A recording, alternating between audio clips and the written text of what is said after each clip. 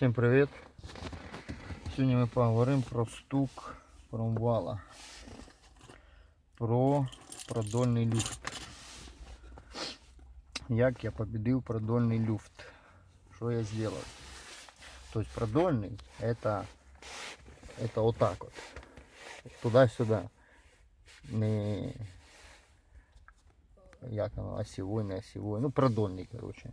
Я думаю, вы догадались, о чем идет речь. На Audi 80 промвал. Вот такая вот штукенция. Такая вот. Так, что я сделал? Ну, ця поломана, понятно. Мы купили новую.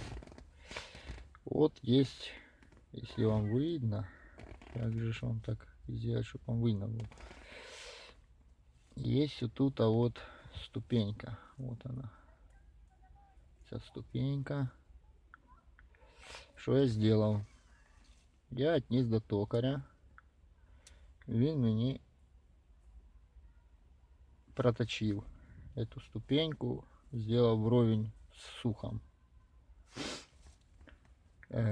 Что я потом взял?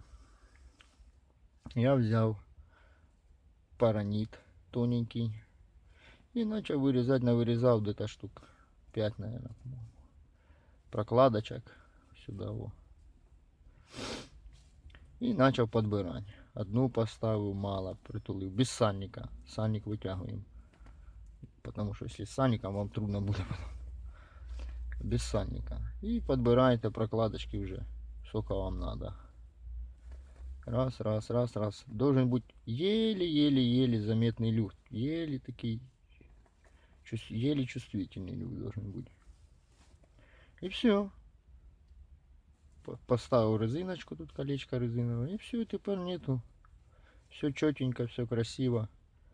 В последующем, что мне нравится, что можно будет в последующем, хоть убираете прокладочки, хоть добавляете прокладочки.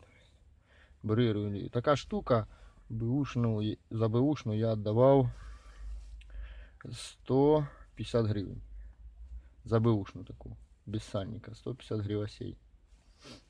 Так что, ребята, кому было полезно или какая-то еще нужна информация, обращаемся, расскажем, покажем. Кому было полезно, ставим лайки, подписываемся, комментируем. Ну и до скорых встреч на канале.